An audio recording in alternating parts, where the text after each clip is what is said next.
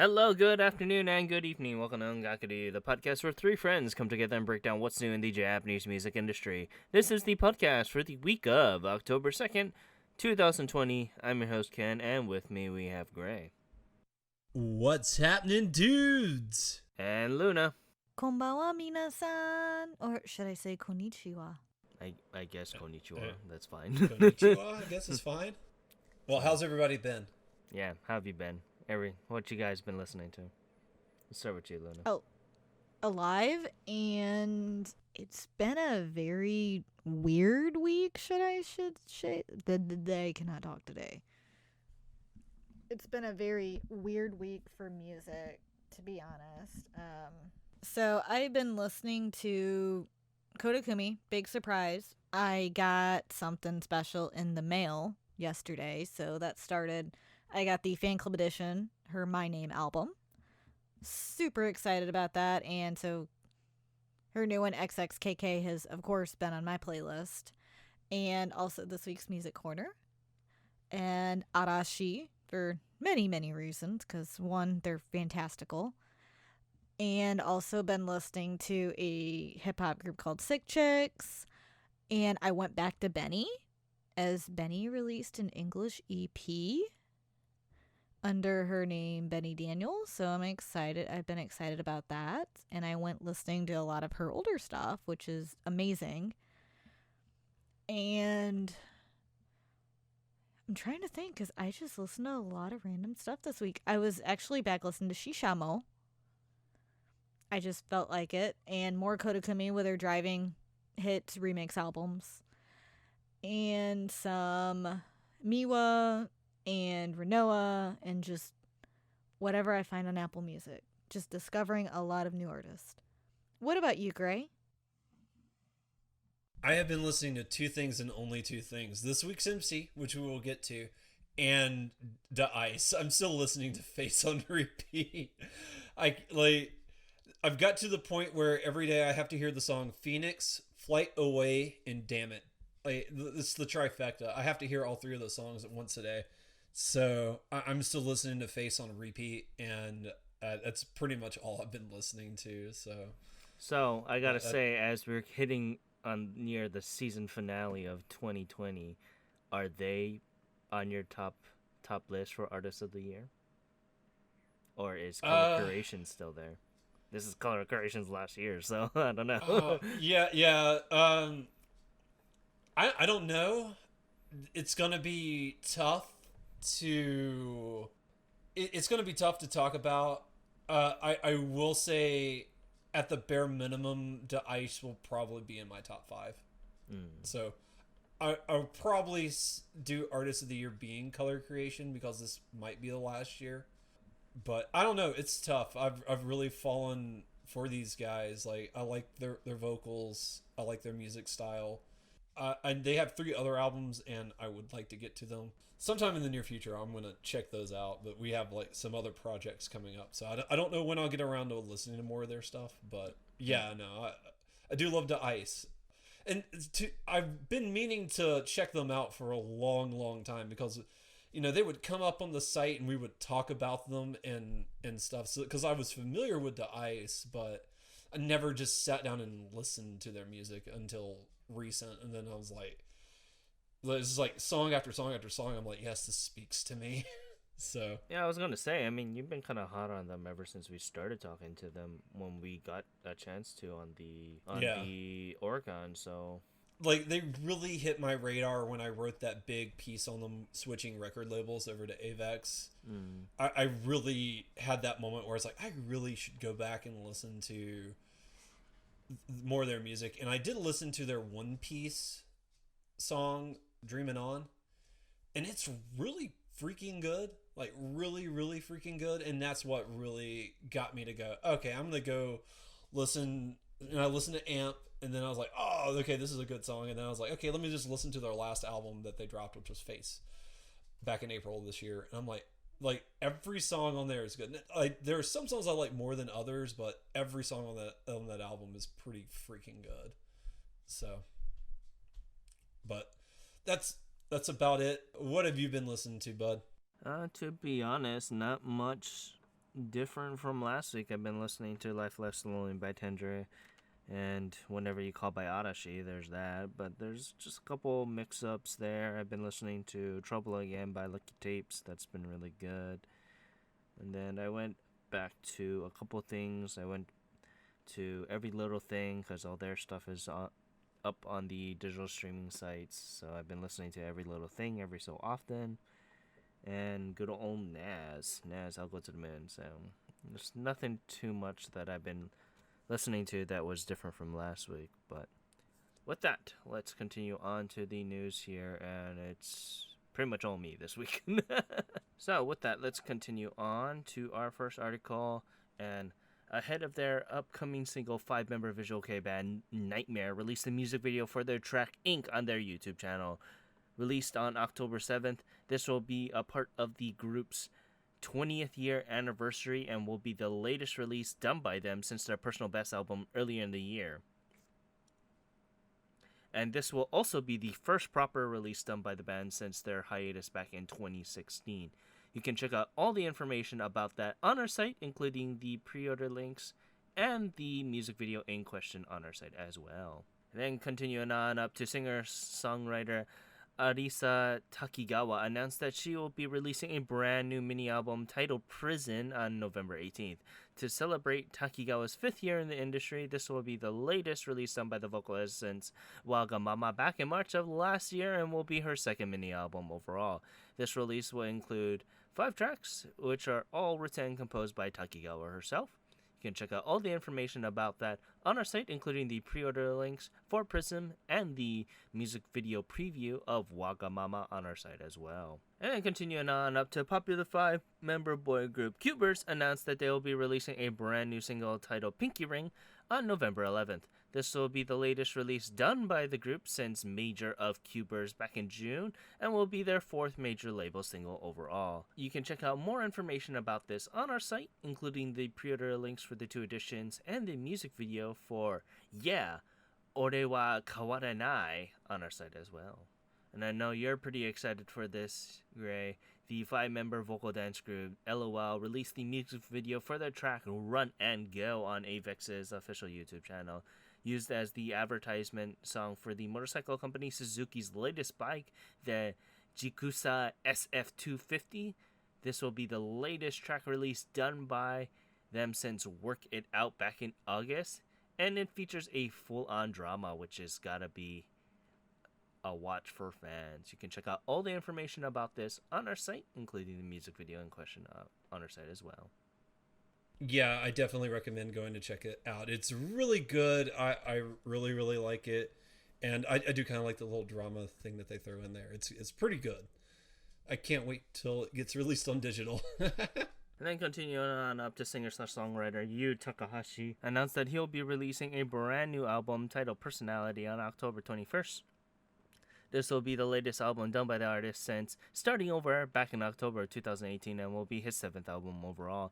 This release will drop with 15 tracks total and come with 3 editions. You can check out all the information about that on our site, including the pre-order links for Personality and the music video for Jiu ga Oka on our site as well. And then continuing on up to the supersonic duo Soko ni Naru announced that they will be releasing a brand new debut album on November 6th with JPU Records. If you guys don't know, they are a record label that sells Japanese artists in Europe. So if you guys are in the European market and you guys want to buy Japanese music from the artists themselves, you can use this label and you'll be helping them out. It's actually really, really good. What's really good about this particular release is that the CD that will be sold through GPU Records will include 2 exclusive bonus tracks that haven't been released before outside of Japan in any format.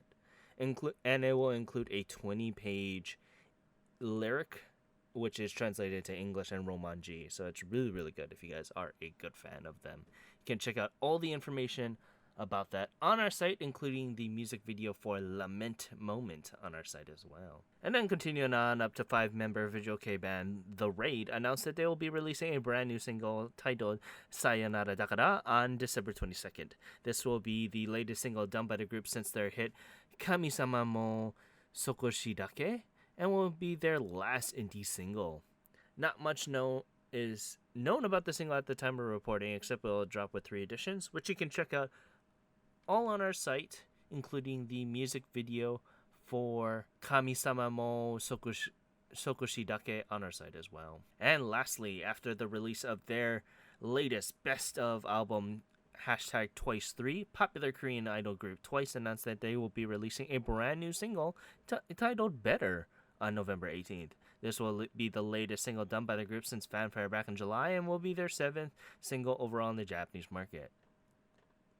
It will release with 3 editions, and you can check out all the information about that on our site, including the music video for Fancy on our site as well. And with that, let's continue on to this week's Music Corner. This week you have the reins, Luna, so why don't you go ahead? All right, yes, I do. So I discovered this artist actually recently through indie, as Summit has many great artists under them. And I chose Maria for my music corner. So she is a female rapper who is a part of the hip-hop group Similab, and she is currently signed under Summit.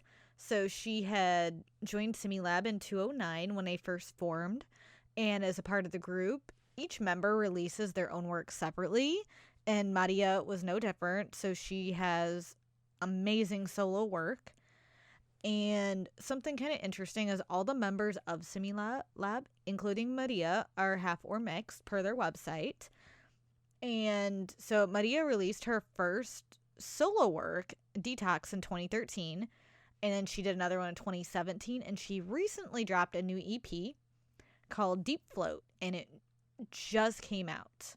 So it's exciting to see that she's been with this group, this, huge hip hop group since 2009, and she's been releasing solo works. And I just discovered her, so I was like, my mind was blown because she is fantastic.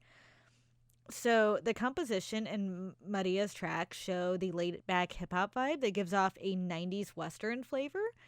And that's one of the reasons I fell in love with a lot of her music, is not only is she an amazing rapper, as she mixes both English and Japanese so flawlessly, and just that transition is fantastic. And it's that 90s style that brings me back, as 90s style hip hop is a big thing for me, as that was the era I grew up in. So I absolutely love it. And tracks like Set Me Free, Awade, Aware, Hip Hop's Ma, and her newest one, Far Away, featuring Love Raw, are just great examples of that 90s Western flavor. And she brings that Japanese vibe to it, which fits so perfectly. And some of her latest tracks, like that, featuring Frankie, switches between the Japanese and English just so perfectly. The combination of the rap and her vocals just make it for a really nice track to listen to. And she's released a little bit harder tracks, I'd say, that really just scream Western hip hop to me. When I hear it, I'm just like, oh, this would succeed so well in the West because of not only the rap, the composition, and just everything she does with it, like Helpless Hoe, which I love, Tired, and Cold. They just show, that Western feel, and her rap skills are just amazing. I cannot say enough about that. I know she is one of those artists I do have to be in the mood to listen to. Is she has a more laid back vibe feel for rap, and it's not really super dancey. And I'm okay with that when I'm in the mood for it. And that's one of the reasons I really fell in love with her, is I just was feeling that type of music, that laid back, chill rap vibe. And she gave me everything I wanted and more. And not just her rap, she has very smooth vocals that show in all her tracks. And she does a great combination of both of those. And it just shows that she is no one-trick pony when it comes to hip-hop. So she currently has 2 studio albums, Detox and Pieces, 5 digital singles, and her newest EP, Deep Float, released on September 30th. So they're all currently available on all digital platforms. I checked them out on Apple Music. And on our site, check out her official website, Twitter, and Instagram accounts. And her newest music video, Far Away, featuring Love Raw, also just came out. Highly recommend checking it out. It is an amazing song.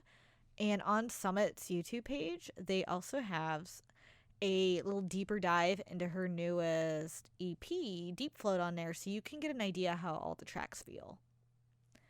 I'm curious to hear what you two think of her, as she has that interesting vibe that I know she's going to be hit or miss, but I think she has some talent, and a lot of talent, and I'm looking forward to seeing what she does in the future as well. But I'd love to hear what you two thought of her. Yeah, no, she was a very interesting pick, and for me personally, it was a little hit and miss with some of the songs. Like, there was just some of the songs I would listen to, and I just wasn't feeling them. But overall, like, you could, even in the songs I didn't like, I could really hear her talent and her flow. She's got really good cadence, and she's a phenomenal rapper. Like, she's really, really good at what she does. I do think her rapping skills are slightly stronger than her vocal skills, so, and she leans into it. I think she plays to her strengths most of the time, and it really just shines through. She does a lot of collaborations with a lot of artists. Like, if you just look at both of her albums and like her singles, and usually there's a feat beside a lot of them, and so you get to hear a wide variety of music when you listen to her. And so she's really talented, and she does, for the most part, pretty good song compositions. There's, like I said, a couple of tracks where I wasn't really feeling the song composition, but by and large, I felt like, the song compositions for a lot of her stuff was done really, really well. And overall, she wound up being really good. Like, I started with Deep Float, her latest EP, and I will be honest, I didn't like the very first track, which is Like That. And I was really worried like the rest of her music would be like that. But every other song on the track, I wound up really, really enjoying. So it was just like that one song, that one on her latest EP, I didn't wind up liking. So she's definitely somebody I would encourage, like, if you pick her up and you listen to her, if you didn't like one song, try another, because she has a pretty wide variety, and you're probably going to be able to find something you like. Yeah, so she was also a fairly interesting pick. I'm gonna say this straight out. I'm very harsh on female vocalists, and you guys already know that about me, especially when we do music corners. So with her, she was a very interesting twist where certain tracks, when she is in the mood and when she knows when to shoot her shot, so to speak, of everything that she has, they're actually really, really good. However, there are certain tracks that personally I didn't feel the mood for, so I'm kind of like you, Gray, where it was kind of hit or miss with certain tracks, but when they did miss, it missed really bad for me, in my personal opinion. But when she did hit her shot, she was really, really great, to be perfectly honest. There was a couple tracks that I ended up really, really loving, and Spasa was one of them. And there was a couple others off of her first, the latest EP, Deep Float, which was Set Me Free. Set Me Free was actually really good, and I actually really, really liked that.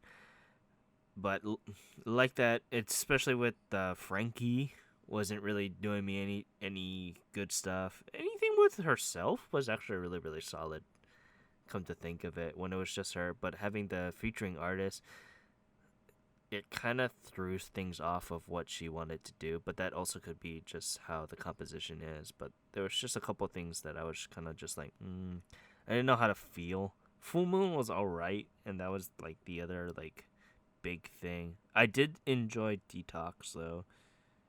Like I said, Casada was really good. White Sugar was alright in my opinion. Empire. Yeah, Empire was really good. One song I thought I wasn't gonna like, but wound up actually really enjoying, was God Is Off on Sundays. Like, that wound up being a pretty solid song too. Yeah, so I mean, she's an artist that, like I said, when she hits her shot, or when she's in her surroundings, so to speak, and she's feeling comfortable with everything that's firing on all cylinders, she's actually really, really solid. But when there's something that, well, personally, that I don't agree with, and it's mostly because I just have a very strong affiliate with female artists, and especially with this type of genre, you kind of go into that mix of fairly Western style, and it is what it is. I mean, I'm not gonna harp on that they shouldn't be imitating or making it their own or losing what the essence of J-pop is, kind of thing. I'm not gonna harp on that, but me personally, I don't listen to female-led R&B artists, and when you sound fairly Western, it's gonna turn me off, and that's one thing that I ended up really hating. Because I want to like this artist, I really do. She has a very unique style, and I kind of was sad about that, so to speak. And I understand where you're coming from. With any artist that does go more toward the Western style, I can get that because you want the best of both worlds, but you also want to hear that Japanese sound. So I totally get that.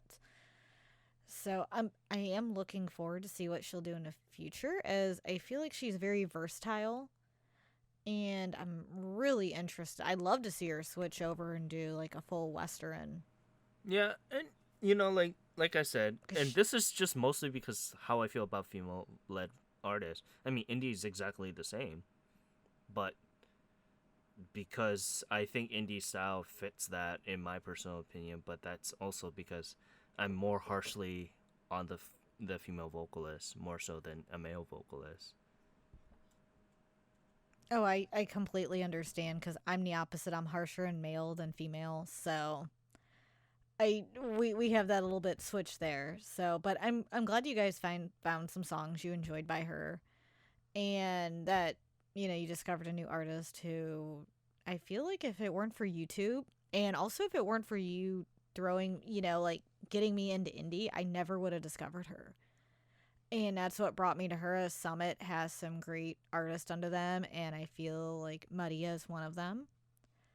And I'm going to be checking out Similab now because she really got me going on the rap, and I'd love to see where she started. But I hope everyone enjoyed Music Corner and find some songs they like by Maria. At least she is available digitally. Highly recommend checking her out there or YouTube. And let us know what you think. Yeah, and thank you, Luna, for picking the artist. It was a lot of fun checking her out. Yes, thank you very, very much. Oh, good. I'm glad you guys got some enjoyment out of her. Well, yeah, with that, let's continue on to the Archon here. And this was, I'm going to be freaking honest, this was a very dull week. Yeah, that's a way to put it. Yeah, it was a very sad week. It was nothing extraordinary, and it disappointed me. With that, let's continue on to number 10. It is Whenever You Call by Odyssey. This will probably be the last time we'll see it on the chart for a bit before the album comes out. Had a good run. I'm not going to lie and say it didn't. It's been on the charts for 3 weeks, so. Oh, yeah. Yeah, it had a great run. That album's going to do gangbusters. Like I said before, you can find it anywhere at this point, out of market. I bought a copy last week. But yeah, this week it sold a lovely 13,830 points. And going on up, it is Gorenge by Lisa. This is probably to hype up the album that is coming out next week. The album and the single. It doesn't really help that both the single is being used for Yaiba, so Demon Slayer, so there's nothing there that you can help kind of garner that nostalgic feeling for Gorenge anyway. But yeah, this week it sold a lovely 14,131 points. And going on up, it's Kusui by Ito. Good for Ito, because I was wondering if he was going to kind of drop off here. But once again, it kind of goes into that thing where, well, what's going to happen now? Is his next release going to be a hit, or is it going to always be compared to 8 by Kusui? So there's that. This week it sold a lovely 19,877 points. And going on up, it is Condemned by Yunesa Kenshi. This week it sold a lovely 20,015 points. And going on up to number 6, it is Hadaka no Koro by Aimyo. Good old Aimyon there. And this week it sold a lovely 20,553 points. And going on up to number 5, it's Hello EP by Official Higirandism. This thing won't die. It's like the people love the Hage apparently. So They do. They love the facial haired men. Yes, they do. But this week it sold a lovely 23,342 points. And going on up to number 4, it is Make You Happy by Need You. Kind of spurred up again after the announcement of the single, probably. So there is that.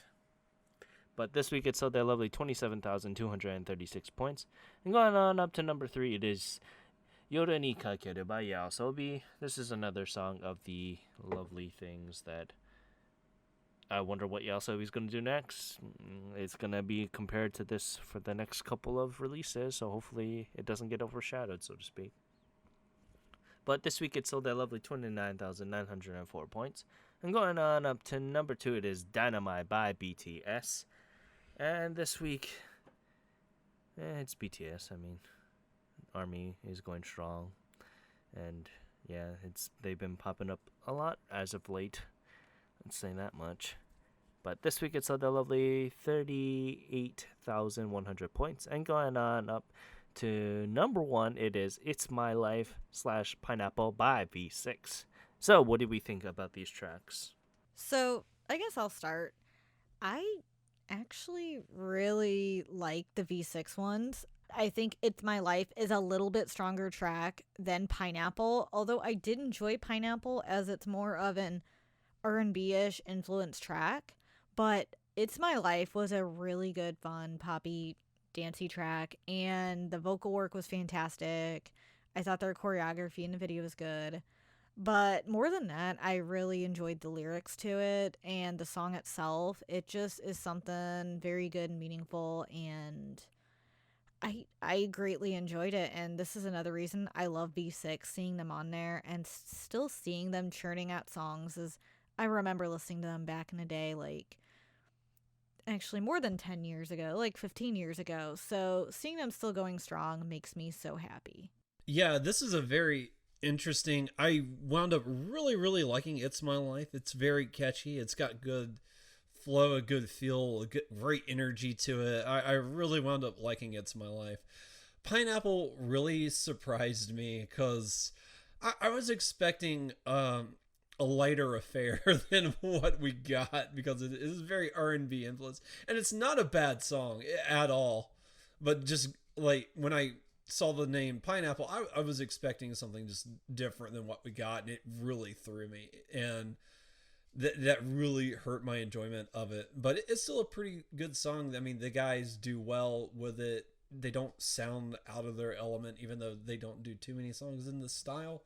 So they did a great job with it. Pineapple is a good song overall, but it really threw me. I was not expecting it when I heard it, and it just like got me. But yeah, it's still, all in all, it was pretty good, and I'm glad to see these guys here. So yeah, I mean, it was really decent in my mind. V6 is also another one of those passing guards that Johnny's kind of doesn't know what to do with them. It's My Life does fit that Johnny's mold, but Pineapple was trying to experiment just a tad bit with that R&B style. But it was, in my personal opinion, it was alright. I didn't really like it all too much, but granted, V6 isn't my personal cup of tea, so to speak, overall of how they are. I'm more of an Odyssey person, so that kind of influenced my decision of this song and how I ended up enjoying it. But I mean, regardless, it sold fairly well. It sold over 100,000. So I mean, Johnny's machine's at work there. But this week it sold a lovely 106,755 copies. And with that, let's go over to the albums really fast. So we got 17 again. We got Penagad, The Universe at number 8. We got Twice going down just a bit at number 7. We got Mono Eyes Between the Black and Gray, which I've been actually looking forward to. So good job, Mono Eyes. And Abracadabra by Butt Tick. I've been really looking forward to this album as well. So good job on them. We got Cheddar Flavor, which is kind of interesting because it was a surprise release. With that, at number 2, it is Stray Sheep with Inez Kenshi and Hinata Zaga by Hinata Zaga 46. Good on them. Woo! Yes. Okay, but yeah, with that, I want to say thank you so much for listening to this week's episode of Ongakuryu. You can check out all of us on all the lovely social media sites on Ongakuryu on Twitter and Instagram. You can find the site at ongakuryu.com. You can also find us on YouTube at Ongakuryu. Just look that up on the YouTubes there. You can also follow our affiliates, Kuryu Hunter.